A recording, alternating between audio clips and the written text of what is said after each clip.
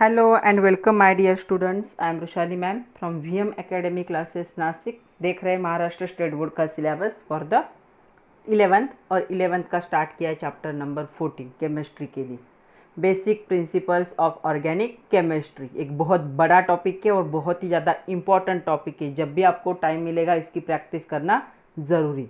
Lecture number 26 से आज हम देखेंगे electronic effect in organic reaction का पार्ट 3। आज लास्ट लेक्चर है इस चैप्टर का। तो आज हम देखेंगे इलेक्ट्रोमेरिक इफेक्ट। ये एक टेम्पररी इफेक्ट है, परमानेंट इफेक्ट नहीं है। टेम्पररी मतलब रिएजेंट के प्रेजेंस में ये इफेक्ट दिखता है सिर्फ, अगर रिएजेंट नहीं है तो ये इफेक्ट नहीं दिखेगा। और उसके साथ साथ हमें देखना है हाइपर कॉन्जुगेशन, ये भी एक परमानेंट इफेक्ट है। ये टेम्पररी है, ये परमानेंट है। तो चलो देखते हैं electronic effect in organic reaction part 3 electromeric effect and hyper conjugation, lecture number 26, chapter number 14, basic principles of organic chemistry with VM academy Nashik. तो चलो आज के लेक्चर में पहले हमें इलेक्ट्रोमेरिक इफेक्ट को देखना है। तो हमें जो टोटल 4 इलेक्ट्रॉनिक इफेक्ट देखने हैं, पहले 2 हम देख चुके हैं, इंडक्टिव इफेक्ट, उसके बाद रेजोनेंस को बहुत डिटेल में देखा है, बड़ा वीडियो बनाया, लास्ट आपने देखा होगा। आज हमें देखना है थर्ड इलेक्ट्रोमेरिक। पहले 2 इफेक्ट जो थे वो परमानेंट इफेक्ट थे, ये क्या है, टेम्पररी इफेक्ट है। टेम्पररी इफेक्ट कब आता है, जब रिएजेंट क्या होगा, कांटेक्ट में आता है किसी भी ग्रुप के या किसी भी ऑर्गेनिक कंपाउंड के। तो क्या होगा इलेक्ट्रोमेरिक इफेक्ट। इलेक्ट्रोमेरिक इफेक्ट क्या होगा, देखो टेम्पररी इलेक्ट्रॉनिक इफेक्ट है। ये कब एग्जिबिट होगा, मल्टीपल बॉन्डेड ग्रुप पे एग्जिबिट होगा। कब, एक्साइटेड स्टेट में। ये जो होते रहे परमानेंट इफेक्ट वो ग्राउंड स्टेट में ही होते हैं। सिर्फ जो टेम्पररी इफेक्ट होंगे वो क्या होंगे, एक्साइटेड स्टेट में होते हैं। किसके प्रेजेंस में होंगे, किसी भी रिएजेंट के प्रेजेंस में होंगे। तो जब रिएजेंट का अप्रोच होता है मल्टीपल बॉन्ड जो होंगे उनकी तरफ, तब क्या होता है, ये जो पेयर ऑफ इलेक्ट्रॉन होते, पेयर ऑफ इलेक्ट्रॉन मतलब बॉन्डेड भी हो सकते, तो जो पेयर ऑफ इलेक्ट्रॉन्स होंगे वो क्या हो जाएंगे, get completely shifted to one of the multiply bonded atom. तो ऐसी तरफ शिफ्ट हो जाते हैं, जो मल्टीपली बॉन्डेड एटम होता है उसकी तरफ शिफ्ट हो जाते हैं। और 2 चार्ज क्या होते हैं यहाँ पे, सेपरेट होते हैं। एक एग्जांपल ही देख लेते हैं। सपोज एक एग्जांपल है RC डबल बॉन्ड OR। क्या है ये अल्डिहाइड या कीटोन है, ये कीटोन है, दोनों भी R ग्रुप है। ओके, सपोज कीटोन किसी भी रिएजेंट के कांटेक्ट में आया है, ये क्या है, रिएजेंट है, इसके कांटेक्ट में आया तो ये रिएक्शन क्या होगी, टेम्पररी, इसलिए रिवर्सिबल, मतलब ये फॉर्म इसमें कन्वर्ट होगा, रिवर्स इसमें वापस आ सकता है। तो ये टेम्पररी इफेक्ट है, इसलिए रिवर्सिबल का साइन। तो इस रिएजेंट की वजह से ये बॉन्डेड 2 इलेक्ट्रॉन जो है ये क्या होंगे, शिफ्ट होंगे इसकी तरफ। तो क्या होगा, देखो CR यहाँ पे होगा सिंगल बॉन्ड, यहाँ पे आएगा माइनस चार्ज और यहाँ पे होगा प्लस चार्ज। ओके, तो ये इलेक्ट्रॉन शिफ्ट हुए लेकिन बॉन्ड वैसे ही दिखाना है। किसके प्रेजेंस में हुआ है, ये H+ आयन के प्रेजेंस में हुआ है। तो ये रिएजेंट की वजह से ये इफेक्ट आया, तो इसे हम कहेंगे टेम्पररी इफेक्ट। इलेक्ट्रॉन पर क्या होंगे, शिफ्ट होंगे, सिर्फ परमानेंटली नहीं, ये टेम्पररी होता है ऐसा। This effect is temporary, disappear when reagent is remove. अगर मैंने इस सिस्टम से H+ को निकाल लिया तो ये क्या होगा, वापस इस फॉर्म में चला जाएगा। मतलब ये जो है इफेक्ट क्या हो जाएगा, खत्म हो जाएगा रिएक्टिंग सिस्टम में से। तो इसे कहा जाएगा इलेक्ट्रोमेरिक इफेक्ट। तो इलेक्ट्रोमेरिक इफेक्ट के बारे में क्या लिख सकते हैं, ये क्या है, एक टेम्पररी इफेक्ट है। कब आता है, जब एक्साइटेड स्टेट में होता है कोई भी मॉलिक्यूल, तब आएगा। कहाँ पे होता है ये, मल्टीपल बॉन्ड पे होता है। किसके प्रेजेंस में होगा ये होगा in the presence of reagent. अगर हमने सिस्टम में से रिएजेंट को निकाल लिया तो ये क्या होगा, ये जो इफेक्ट है ये क्या हो जाएगा, ख़त्म हो जाएगा। तो आपको ऐसे याद रखना है कि ये चार्ज 2 चार्ज में दिखाना है। इलेक्ट्रॉन क्या होते हैं, शिफ्ट होते हैं मोर बॉन्डेड कंपाउंड की तरफ, और यहाँ पे चार्ज क्या होते हैं, सेपरेट होते हैं, और रिवर्सिबल साइन दिखाना है। तो ये कभी भी आएगा तो 2 मार्क के लिए या 1 मार्क के लिए आ सकता है, हमें बहुत ज़्यादा डिटेल में नहीं है। नेक्स्ट 4th इफेक्ट हमें देखना है हाइपर कॉन्जुगेशन। सबसे पहली बात याद रखना है, hyper conjugation is permanent electronic effect. ये भी परमानेंट है, चारों में से एक ही टेम्पररी था, वो था इलेक्ट्रोमेरिक इफेक्ट। बाकी inductive effect, resonance effect and hyper conjugation तीनों भी क्या है यहाँ पे परमानेंट। हाइपर का मीनिंग क्या होता है, मेनी कॉन्जुगेशन, मेनी क्या होंगे बहुत ज़्यादा नंबर में क्या होंगे कॉन्जुगेशन होंगे, इसी को कहा जाता है नो बॉन्ड रेजोनेंस। याद रखना है, नो बॉन्ड रेजोनेंस किसे कहा जाता है, इसी को कहा जाता है रेजोनेंस, नो बॉन्ड रेजोनेंस। तो हाइपर कॉन्जुगेशन मतलब क्या होगा, बॉन्ड तो नहीं फॉर्म होगा लेकिन रेजोनेंस जैसा ही होगा। यहाँ पे जो सिग्मा सिंगल बॉन्ड जो होता है सिग्मा बॉन्ड, तो यहाँ पे सिग्मा बॉन्ड और जो पी ऑर्बिटल होता है इनके बीच का बॉन्ड होता है ये, तो यहाँ पे सिग्मा पी रेजोनेंस भी कहा जाता है इसे। देखेंगे हमें ऐसा क्यों कहा जाता है, सिग्मा बॉन्ड मतलब सिंगल बॉन्ड और पी ऑर्बिटल इनके बीच का भी इसे कहा जाता है। कहाँ पे ऑब्जर्व होगा ये, तो ये ऑब्जर्व होता है यहाँ पे किसमें, कार्बोकैटायन। तो कार्बोकैटायन हम देख चुके, कार्बोकैटायन हम क्या किसे कहेंगे, जब क्या होगा कार्बन पे कौन सा चार्ज होगा, पॉजिटिव चार्ज होगा, तो इसे हम कार्बोकैटायन कहते हैं, राइट। दूसरा कब आता है ये, जब फ्री रेडिकल प्रेजेंट होता है तब भी ये आता है। तो सारे एग्जाम्पल हम देखेंगे, तो फ्री रेडिकल में भी होगा। फ्री रेडिकल कौन हो सकता है, यहाँ पे CH3, मैं जानबूझ के इसके साथ CH3 लिख रही हूँ, तो ये हो गया फ्री रेडिकल। तीसरा ये हो सकता है अल्केन में भी होता है, अल्किन में भी ये हो सकता है, मतलब जब कार्बन के बीच में क्या होगा डबल बॉन्ड होगा तब ये ऑब्जर्व होगा। और फोर्थ ये दिखता है हमें वेरी लेस अमाउंट में दिखेगा, कार्बो एनायन में भी दिखता है। जब क्या होगा कार्बन पे कौन सा चार्ज होगा, निगेटिव चार्ज होगा, तभी ये दिखता है, लेकिन बहुत कम होता है, ज़्यादा नहीं होगा। तो ये 4 कंडीशन है जब हाइपर कॉन्जुगेशन पॉसिबल है, तो आपको ये चारों कंडीशन पता होने चाहिए। It explain the stability of carbocation, free radical, alkenes and very less amount carbo anion. आपके बुक में इसे मेंशन नहीं किया है, लेकिन बहुत कम अमाउंट में इसके स्टेबिलिटी को भी ये हाइपर कॉन्जुगेशन क्या करता है, एक्सप्लेन करता है। इसे नो बॉन्ड रेजोनेंस भी कह सकते हो या फिर सिग्मा पी रेजोनेंस भी कहा जाता है। तो इस hyper conjugation permanent electronic effect ये क्या करता है, इन्वॉल्व करता है, देखो तो ये यहाँ पे क्या हो गया, मोर हाइपर कॉन्जुगेशन मतलब नो बॉन्ड रेजोनेंस, जितने ज़्यादा क्या होंगे यहाँ पे कॉन्जुगेशंस आएंगे उतनी स्टेबिलिटी क्या होती है, ज़्यादा होती है। ओके, तो यहाँ पे एक ही कंडीशन है कि पी ऑर्बिटल जो है वो क्या होना चाहिए, वैकेंट होना चाहिए, मतलब उसमें इलेक्ट्रॉन प्रेजेंट नहीं। तो देखो यहाँ पे पॉजिटिव चार्ज है, मतलब इलेक्ट्रॉन क्या है, डेफिशिएंट स्पीसीज है, तो पी ऑर्बिटल वैकेंट होगा। यहाँ पे पी ऑर्बिटल में एक ही इलेक्ट्रॉन होगा, यहाँ पे भी पी ऑर्बिटल वैकेंट होता है, यहाँ पे वैकेंट नहीं होता, इसलिए बहुत कम अमाउंट में हाइपर कॉन्जुगेशन दिखेगा। हम सारे जो भी हमारे पास जितने भी पॉसिबिलिटीज़ है, सारे पॉसिबिलिटीज़ को हम डिटेल में देखेंगे। ओके, तो ये जो हाइपर कॉन्जुगेशन है ये क्या इन्वॉल्व करता है, ये इन्वॉल्व करता है delocalisation of sigma electron. Sigma electron मतलब कार्बन और हाइड्रोजन के बीच में जो सिग्मा बॉन्ड होता है, तो इनके बीच में ये जो 2 इलेक्ट्रॉन है इनको क्या कहा जाता है, इनको कहा जाता है सिग्मा इलेक्ट्रॉन। तो डीलोकलाइजेशन होगा इन सिग्मा इलेक्ट्रॉन्स का, ये 2 इलेक्ट्रॉन की पेयर है, इसका डीलोकलाइजेशन होगा ऑफ द अल्किल ग्रुप। तो अल्किल ग्रुप में ये होता है, अल्किल ग्रुप मतलब कौन सा ग्रुप होगा, CH3 ग्रुप हो सकता है, उसके बाद CH3 CH2 ग्रुप हो सकता है, तो ये इथिल हो गया, ये मिथिल हो गया। तो ऐसे अल्किल ग्रुप में इन इलेक्ट्रॉन का क्या होगा, डीलोकलाइजेशन होगा, कहाँ पे, अटैच कार्बन के साथ। तो ये होता है अनसैचुरेटेड सिस्टम में होगा। एंड जो एम्प्टी पी ऑर्बिटल होता है, इस पी ऑर्बिटल में अनपेड ऑफ इलेक्ट्रॉन कम होते हैं, वहाँ पे होगा। तो कौन से कंडीशन है, तो मैंने पहले कंडीशन आपको बताई, एक बार फिर से देखो। पहली कंडीशन होगी कि कार्बन के पास क्या होगा, जब कार्बन पे पॉजिटिव चार्ज होगा तब ये पॉसिबल है, राइट। तो इसे कहा जाता है, इसे हम कहते हैं कार्बोकैटायन। ओके, दूसरी कंडीशन ऐसी होगी जब कार्बन के पास क्या होगा, डबल बॉन्ड होगा, ये कंडीशन है दूसरी। और तीसरी कंडीशन क्या होगी, जब कार्बन पे क्या है, फ्री रेडिकल है। तो इन तीनों कंडीशन में ये पॉसिबल है। ओके, तो ये क्यों ऐसी कंडीशन है, इसके लिए वो भी हमें देखना है।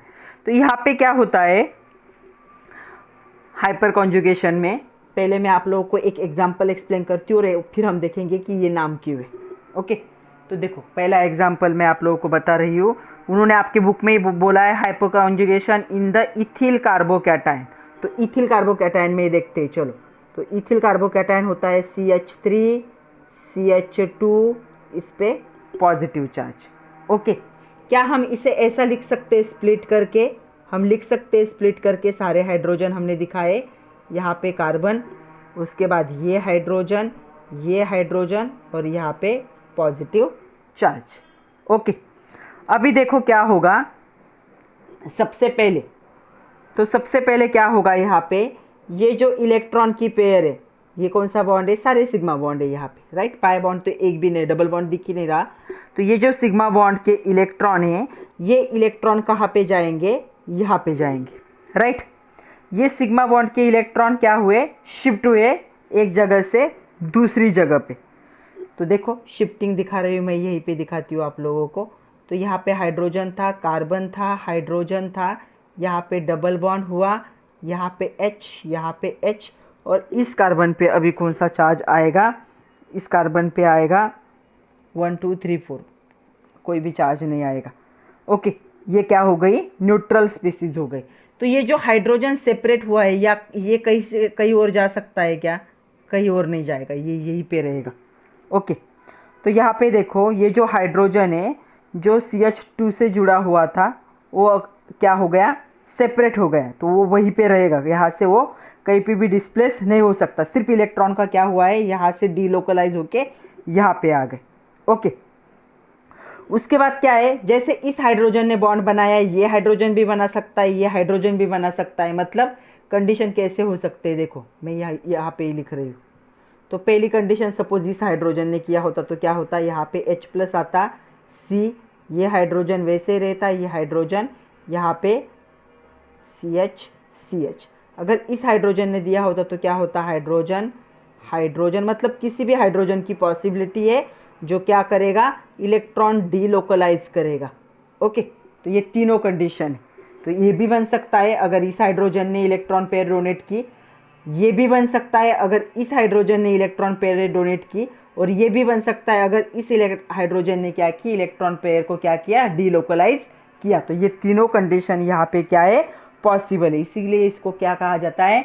No bond resonance. तो ये नो बॉन्ड रेजोनेंस है क्योंकि नया बॉन्ड नहीं बन रहा है। यहाँ पे जो पुराना बॉन्ड था वही बॉन्ड क्या हो रहा है? एक जगह से दूसरी जगह पे क्या हो रहा है? शिफ्ट हो रहा है। अब यहाँ पे बहुत बातें आती है, उन सारी बातों को एक बार समझ लेते हैं।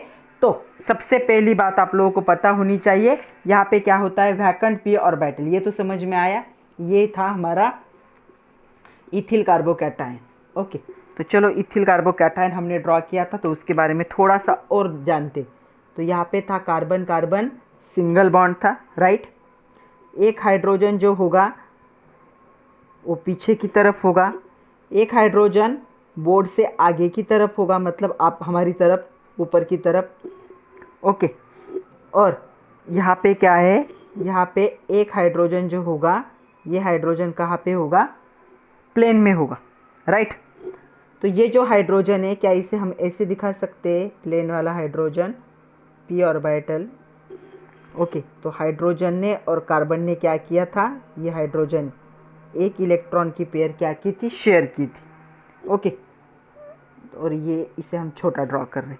यहाँ पे क्या था? डॉटेड लाइन से दिखाओ। हाइड्रोजन सॉलिड बीज दिखाएंगे, दूसरा हाइड्रोजन, इस पे प्लस साइन है। प्लस साइन का मतलब क्या है? ये जो p ऑर्बिटल है वो क्या है?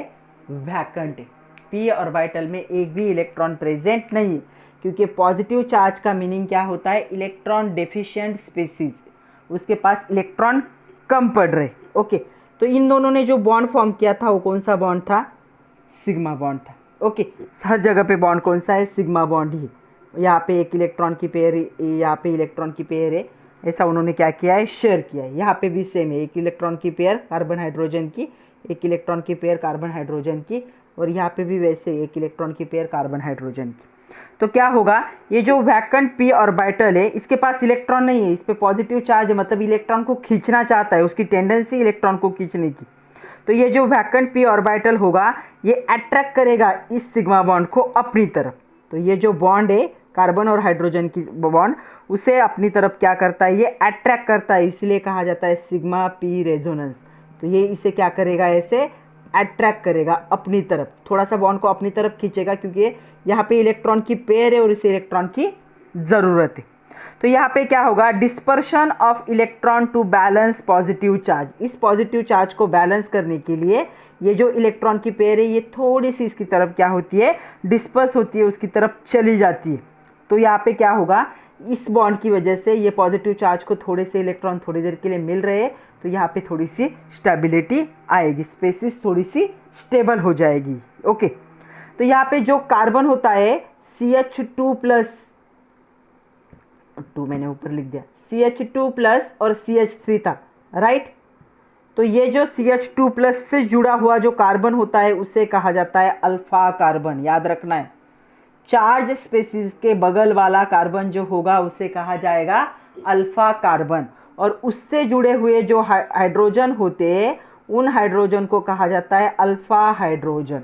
तो याद रखना है, जो कार्बन CH2+ से जुड़ा है उसे हम अल्फा कार्बन कहते हैं, और अल्फा उस कार्बन से जो हाइड्रोजन जुड़े हुए होते हैं उसे हम अल्फा हाइड्रोजन कहते हैं।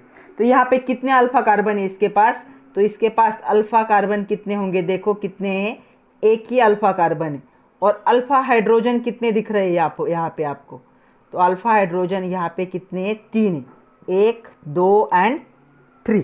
तो ये अल्फा हाइड्रोजन और अल्फा कार्बन यहाँ पे होना ज़रूरी है।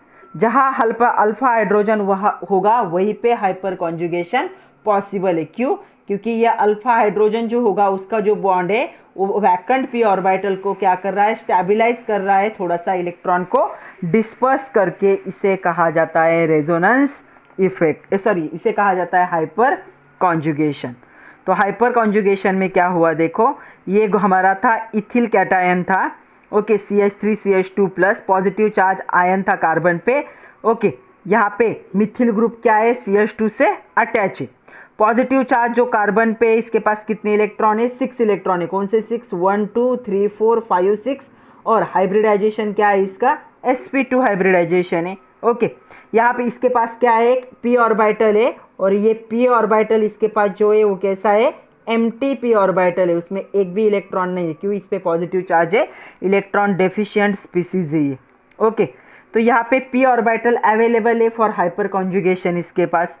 तो यहाँ पे ये कॉन्स्टिट्यूट जो करता है CH बॉन्ड, तो इस CH बॉन्ड का इलेक्ट्रॉन को क्या करेगा, p ऑर्बिटल अपनी तरफ डीलोकलाइज करेगा, अपनी तरफ खींचेगा। तो यहाँ पे हाइपर कॉन्जुगेशन क्या होगा, अराइज होगा due to partial overlap of CH bond and the p orbital. तो ये बॉन्ड और p ऑर्बिटल में अट्रैक्शन होगा, इसकी वजह से यहाँ पे हाइपर कॉन्जुगेशन क्या होता है, जनरेट, और ये पॉजिटिव चार्ज थोड़ी देर के लिए क्या हो जाता है, स्टेबलाइज हो जाता है। ओके, तो इसीलिए इसे क्या कहा जाता है, इसे hyper conjugation is a sigma pi conjugation ऐसे भी कहा जाता है। तो सिग्मा p कॉन्जुगेशन यहाँ पे इसे कहा जाएगा। सिग्मा आपके बुक में पाए हुआ है, लेकिन सिग्मा p रेजोनेंस या सिग्मा p कॉन्जुगेशन इसे कहा जाता है। तो ये हो गया उसका डायग्रामेटिक स्ट्रक्चर। तो यहाँ पे क्या है, ये जो इलेक्ट्रॉन की पेयर है, मतलब कार्बन और हाइड्रोजन के बीच में यहाँ पे सिंगल बॉन्ड है।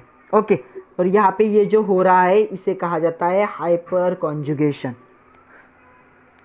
और ये क्या था, ये था MTP ऑर्बिटल। तो यह हाइपर कॉन्जुगेशन है इन इथिल कार्बोकैटायन। जो वैकेंट p ऑर्बिटल है, ये जो CH बॉन्ड होगा वो क्या करता है, थोड़ी देर के लिए उसे स्टेबलाइज करके इलेक्ट्रॉन देता है, मतलब यहाँ का सिग्मा बॉन्ड और यहाँ के p बॉन्ड के बीच में क्या होगा, यहाँ पे डीलोकलाइजेशन होगा इलेक्ट्रॉन का, और उसे क्या कहोगे, हाइपर कॉन्जुगेशन। इसलिए कहा जाता है नो बॉन्ड रेजोनेंस, या फिर सिग्मा p रेजोनेंस भी इसे कहा जाता है। ओके, अभी तो थ्योरी समझ में आई है, अभी हमें बहुत सारे एग्जाम्पल करने। तो चलो, आपके टेक्स्ट बुक का एक क्वेश्चन है। अभी क्वेश्चन क्या है सुनो। क्वेश्चन ये है, explain stability of tertiary butyl cation, isopropyl cation, ethyl cation and Mithil cation. सबसे पहले सबके हम क्या करेंगे, स्ट्रक्चर ड्रॉ करेंगे। टर्शरी ब्यूटिल मतलब 3 CH3 ग्रुप क्या होंगे, कार्बन से अटैच होंगे, तभी तो टर्शरी होगा जब कार्बन कार्बन 3 बॉन्ड होते हैं और इस पे पॉजिटिव चार्ज होगा। ओके, दूसरा है आइसोप्रोपिल। आइसोप्रोपिल में कितने होंगे, 2 होंगे।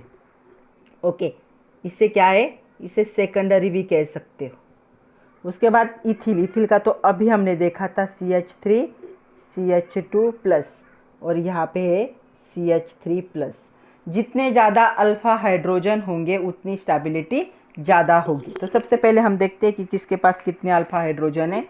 तो इसके पास अल्फ़ा हाइड्रोजन कितने, देखो ये जो कार्बन है उससे जुड़ा हुआ कार्बन और उससे जुड़े हुए हाइड्रोजन, तो देखो 3+3+3 कितने 9 है। इसके पास कितने, यहाँ पे 3 चाहिए, इसके पास कितने 6 है। इसके पास अल्फ़ा हाइड्रोजन कितने हैं, इसके पास देखो इससे जुड़े हुए कितने 3 और इसके पास अल्फ़ा हाइड्रोजन कितने 0। तो जितने ज़्यादा अल्फ़ा हाइड्रोजन उतने क्या होंगे, स्ट्रक्चर बनेंगे इसके हाइपर कॉन्जुगेशन के। तो इसके 9 स्ट्रक्चर बनेंगे तो ये सबसे ज़्यादा स्टेबल होगा। इसके 6 बनेंगे ये सेकंड नंबर पे स्टेबल होगा। इसके 3 बनेंगे ये थर्ड नंबर पे। और सबसे लीस्ट स्टेबल क्या होगा, दिस वन। तो इसे कैसे एक्सप्लेन करोगे, एक्सप्लेन करने के लिए क्या लिख सकते हो, देखो greater the number of alkyl group attach to positively charge cation atom more is the number of alpha hydrogen. 3+3+3 9 है, 3+3 6 7 8 9। Okay, more the hyperconjugation structure, जितने हाइड्रोजन जाता है उतने क्या करेंगे, हाइपर कॉन्जुगेशन स्ट्रक्चर। इसके 9 बन सकते, इसके 6 बन सकते, इसके 3, इसके 0। तो यहाँ पे जितने ज़्यादा बनेंगे उतनी स्टेबिलिटी ज़्यादा होती है, इसलिए टर्शरी कार्बोकैटायन की सबसे ज़्यादा होगी। ये कौन सा है, टर्शरी कार्बोकैटायन है। तो टर्शरी की सबसे ज़्यादा होगी स्टेबिलिटी, उसके बाद आएगा सेकेंडरी, उसके बाद आएगा प्राइमरी और उसके बाद आएगा मिथिल कैटायन। ओके, तो मिथिल कैटायन सबसे लीस्ट स्टेबल होगा क्योंकि इसके पास एक भी अल्फा हाइड्रोजन नहीं। अल्फा हाइड्रोजन को समझ लो, यहाँ पे CH बॉन्ड से जो कार्बन अटैच है उसे अल्फा कार्बन कहा जाएगा और उससे अटैच हाइड्रोजन को अल्फा हाइड्रोजन। ऐसे देखो इससे ये एक कार्बन अटैच है, एक कार्बन अटैच है, यहाँ पे 3 है, यहाँ पे 3 है, टोटल कितने अल्फा हाइड्रोजन हो गए 6।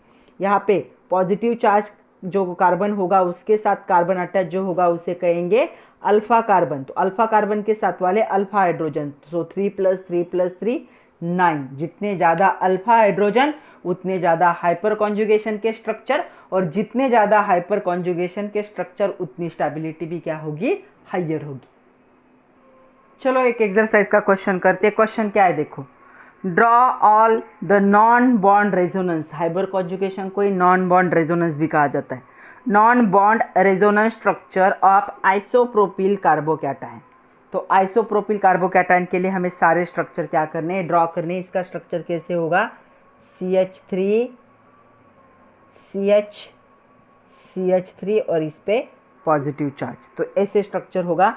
मैं यहाँ पे स्ट्रक्चर थोड़ा स्प्लिट करके लिखूंगी अभी। ओके, तो कार्बन, इस कार्बन के साथ 3 अल्फा हाइड्रोजन, फिर सेंटर वाला कार्बन जिस पे पॉजिटिव चार्ज है, फिर इस साइड वाला कार्बन हाइड्रोजन हाइड्रोजन हाइड्रोजन। तो देखो कितने स्ट्रक्चर बनेंगे। सबसे पहले ये क्या करेगा, यहाँ पे ये बॉन्ड यहाँ पे चला जाएगा। तो क्या होगा, यहाँ पे hydrogen carbon double bond, carbon single bond, hydrogen hydrogen hydrogen hydrogen hydrogen और ये हाइड्रोजन यहाँ पे। उसके बाद क्या होगा, ये जो इलेक्ट्रॉन है ये क्या होंगे, इसे इसकी तरफ चले जाएंगे, मतलब ये बॉन्ड बनाएगा और ये सेपरेट हो जाएगा। ऐसे ही दिखाते हैं। H+ सेपरेट हो गया, कार्बन यहाँ पे हाइड्रोजन, यहाँ पे hydrogen, double bond, carbon hydrogen hydrogen hydrogen hydrogen. I hope दिख रहा है। ओके, दिख रहा है ना। ओके, उसके बाद ये जो इलेक्ट्रॉन की पेयर है ये हाइड्रोजन यहाँ पे बॉन्ड बनाएगा। तो नेक्स्ट क्या होगा, हाइड्रोजन कार्बन, ऊपर वाला भी हाइड्रोजन, ये सेपरेट हो गया, double bond CH CH H H। कितने स्ट्रक्चर बने, 3। मतलब इन तीनों कार्बन के 3 बने, वैसे इन तीनों कार्बन के भी बनेंगे। ओके, उसके बाद क्या होगा, ये जो बॉन्ड है यहाँ पे चला जाएगा और ये यहाँ पे चला आएगा। ओके, तो देखो क्या होगा, तो यहाँ पे होगा, यहाँ के तीनों भी ग्रुप वैसे की वैसे रहेंगे अभी। ओके, यहाँ पे ये भी रहेगा, यहाँ पे होगा हाइड्रोजन हाइड्रोजन और इस हाइड्रोजन पे प्लस साइन, अभी ये यहाँ पे चला जाएगा और यहाँ पे बनाएगा hydrogen, carbon, carbon, double bond carbon, ये हाइड्रोजन, H+ क्या हो गया सेपरेट, हाइड्रोजन, हाइड्रोजन, सारे हाइड्रोजन अच्छे से लिखो। अब ये अपने इलेक्ट्रॉन को इसे दे देगा और लास्ट का बनेगा HCH डबल बॉन्ड, इसके साथ वाला H यहाँ पे नहीं होगा, यहाँ पे होगा H, यहाँ पे होगा H और यहाँ पे पॉजिटिव साइन। तो देखो कितने स्ट्रक्चर बने। ये पहला ओरिजिनल था 1 2 3 4 5 6, कितने अल्फा हाइड्रोजन थे 1 2 3 4 5 6, जितने अल्फा हाइड्रोजन उतने क्या बनते हैं यहाँ पे हाइपर कॉन्जुगेशन के स्ट्रक्चर बनते हैं, और जितने हाइपर कॉन्जुगेशन के स्ट्रक्चर ज़्यादा होंगे उतना सब्सटेंस क्या होता है या फिर कैटायन क्या होता है, स्टेबल होता है। तो ये आपके क्वेश्चन का आंसर है। तो चलो कुछ एग्जांपल देखते हैं जहाँ पे हमें क्या करना है, कितने कॉन्जुगेटेड स्ट्रक्चर बनेंगे, हाइपर कॉन्जुगेटेड स्ट्रक्चर हमें वो बताने।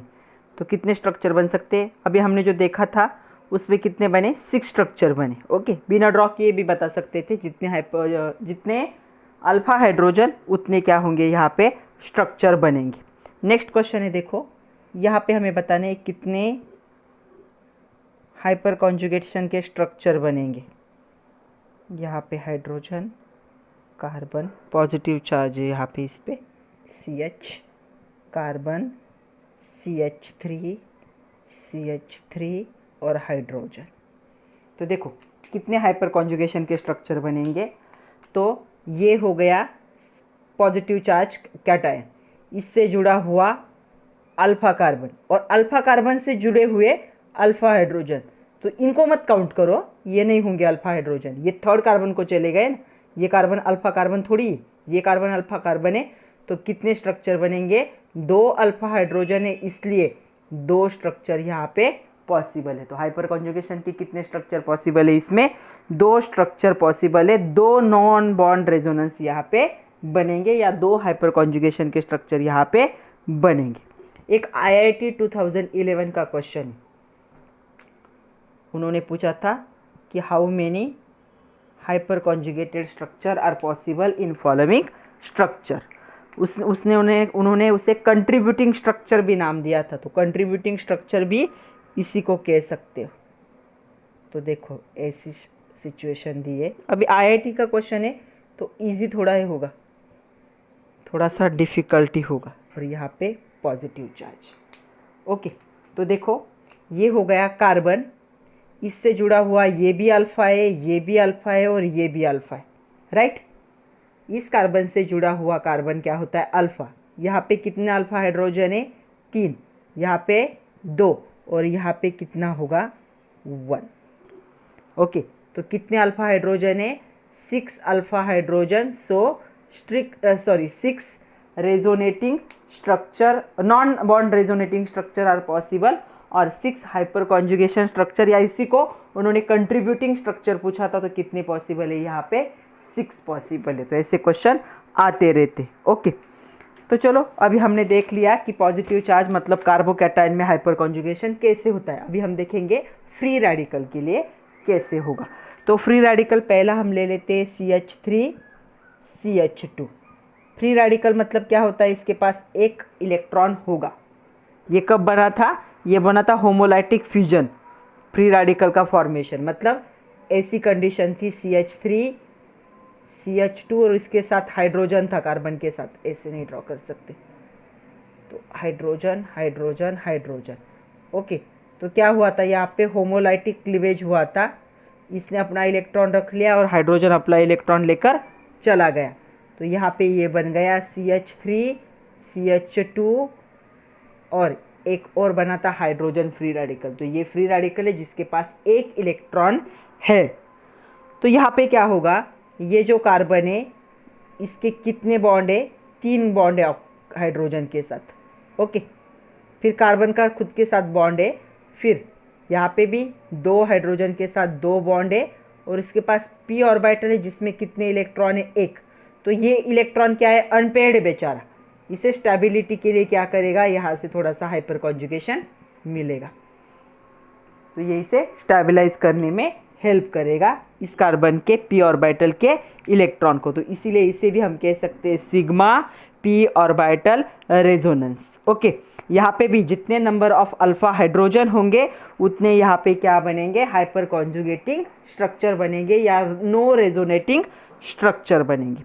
तो चलो देखते हैं पहला एग्जाम्पल जो अभी लिखा था वही CH3 CH2 में कितने बनेंगे, कितने अल्फा हाइड्रोजन है, यहाँ पे 3 अल्फा हाइड्रोजन है, इसीलिए कितने स्ट्रक्चर बनेंगे, यहाँ पे 3 स्ट्रक्चर बनेंगे। चलो तीनों स्ट्रक्चर को देख भी लेते हैं। सबसे पहले क्या होगा, इसे स्प्लिट करके लिखो, हाइड्रोजन हाइड्रोजन हाइड्रोजन। अभी जो ब्लू कलर से दिख रहे हैं वो क्या है, अल्फा हाइड्रोजन, तो ये यहाँ पे चला जाएगा। सो हाइड्रोजन कार्बन H+ कहीं नहीं जाएगा, ये एक्चुअल क्या है ना, दिखाने का तरीका है ये, ऐसे हाइड्रोजन यहाँ पे, फिर ये इसे दे देगा, तो यहाँ पे बनेगा hydrogen plus charge, hydrogen hydrogen double bond CH2, ये अपना बॉन्ड इसे दे देगा, तो यहाँ पे बनेगा hydrogen carbon hydrogen H+ double bond CH2। तो कितने स्ट्रक्चर बने, 1 2 3, तो जितने अल्फा हाइड्रोजन उतने यहाँ पे क्या बनेंगे, स्ट्रक्चर पॉसिबल होंगे। ओके, चलो अभी एग्जाम्पल देखते हैं। क्वेश्चन पूछा है उन्होंने, how many which free radical is more stable, ऐसे पूछा है, इन चारों में से कौन सा फ्री रेडिकल मोर स्टेबल होगा, ये CH2 CH3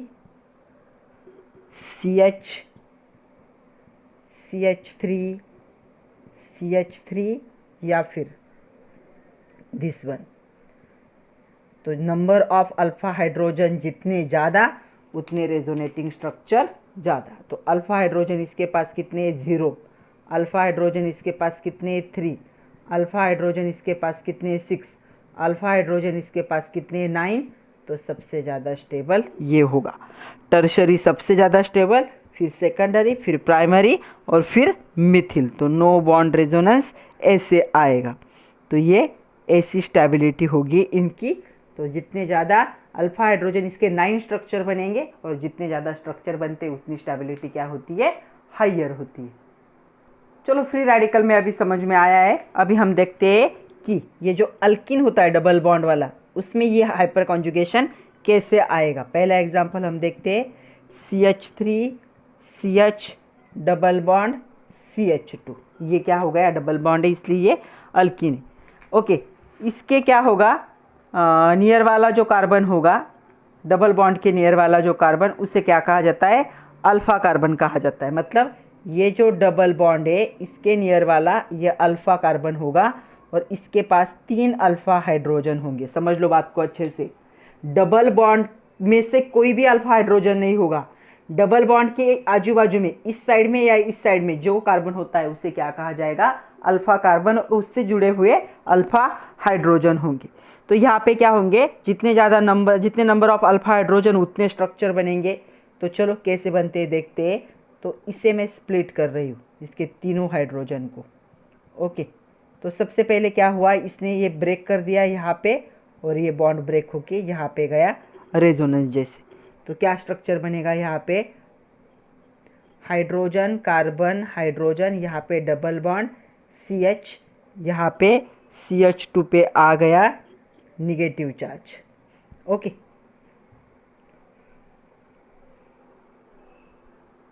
तो ये बॉन्ड ब्रेक होके ये दोनों इलेक्ट्रॉन इसके सर पे चले गए ना, तो इसलिए इलेक्ट्रॉन भी कह सकते हो या फिर निगेटिव चार्ज भी कह सकते हो। ये एक स्ट्रक्चर बना। एक बार यह हाइड्रोजन भी दे सकता है, मतलब ये H+ यहाँ पे लिखा है आपने, ये इसे इलेक्ट्रॉन दे देगा, तो यहाँ पे स्ट्रक्चर क्या बनेगा, ये H+ बन जाएगा, carbon hydrogen hydrogen double bond CH2 minus, ये अपने इलेक्ट्रॉन इसे दे देगा, तो थर्ड स्ट्रक्चर बनेगा HCH double bond CH2 minus, और यहाँ पे H+ दिखा सकते हो। तो कितने स्ट्रक्चर बने, 1 2 3, तो 3 अल्फा हाइड्रोजन थे, तो यहाँ पे 3 नो बॉन्ड रेजोनेटिंग स्ट्रक्चर या हाइपर कॉन्जुगेटिंग स्ट्रक्चर क्या हो गए, पॉसिबल हो गए। ओके, चलो एक कंपैरिजन वाला क्वेश्चन करते, किसके पास कितने होंगे। Carbon double bond carbon CH3 CH3 CH3, double bond वाले कार्बन से जो ज्वाइन होगा हाइड्रोजन उसे कार्बन उसे अल्फा कार्बन कहा जाता है। दूसरा है CH3 CH3 CH3 हाइड्रोजन। तीसरा है carbon carbon double bond CH3 CH3 hydrogen hydrogen. और चौथा है कार्बन कार्बन डबल बॉन्ड, यहाँ पे एक CH3 लगा देते, CH3 हाइड्रोजन हाइड्रोजन हाइड्रोजन। चलो इसके पास देखो, ये हो गया कार्बन कार्बन डबल बॉन्ड, तो ये भी अल्फा है, ये भी अल्फा है, ये भी अल्फा है, अल्फा 3 + 3 + 3 + 3 कितने हो गए 12 अल्फा हाइड्रोजन।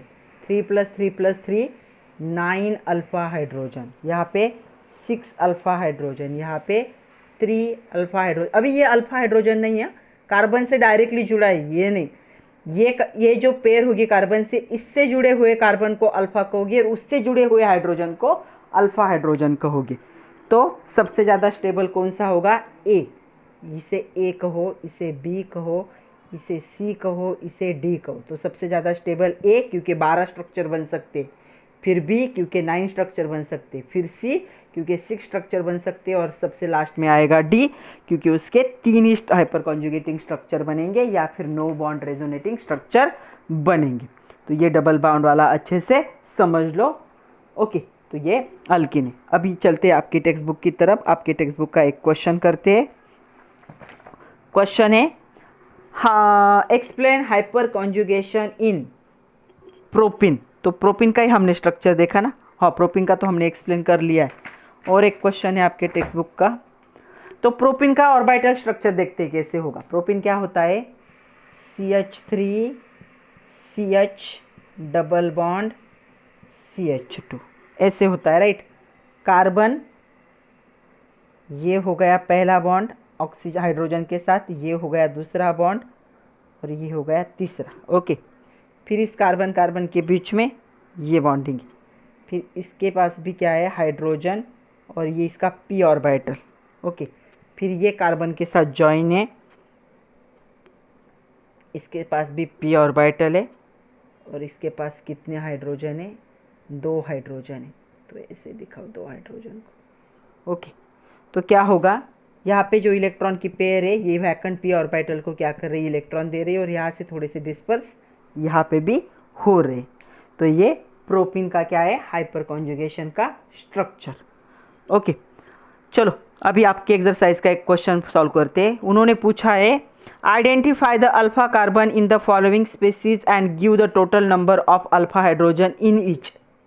पहली स्पेसीज है CH3 CH2 CH2 CH3, और इस पे प्लस साइन है। ओके, तो अल्फा हाइड्रोजन कौन से होंगे, इससे जुड़े हुए अल्फा हाइड्रोजन। तो ये अल्फा हाइड्रोजन है, ये भी अल्फा हाइड्रोजन है। ओके, तो कौन से नंबरिंग अगर हम करें, तो कार्बन 2 एंड कार्बन 4 क्या है, अल्फा कार्बन है, राइट। इससे जुड़े हुए 2 और इससे जुड़े हुए 2, तो इसके 2 प्लस इसके 2, टोटल कितने इसके पास 4 अल्फा हाइड्रोजन होंगे। ओके, पहले स्ट्रक्चर में। दूसरा स्ट्रक्चर है CH2 double bond CH2 CH3। तो ये जो कार्बन कार्बन डबल बॉन्ड जो होता है, उससे जुड़ा हुआ कार्बन क्या होता है, अल्फा। तो कौन सा होगा, 1 2 3 4, कार्बन 3 क्या होगा, अल्फा कार्बन। कितने आए, 1, एक ही अल्फा कार्बन है यहाँ पे, और इससे कितने 2 हाइड्रोजन जुड़े, तो कितने अल्फा हाइड्रोजन हो गए इसके पास, 2 हो गए, दिस वन। तो कितने अल्फा हाइड्रोजन होंगे इसके पास 2 अल्फा हाइड्रोजन होंगे।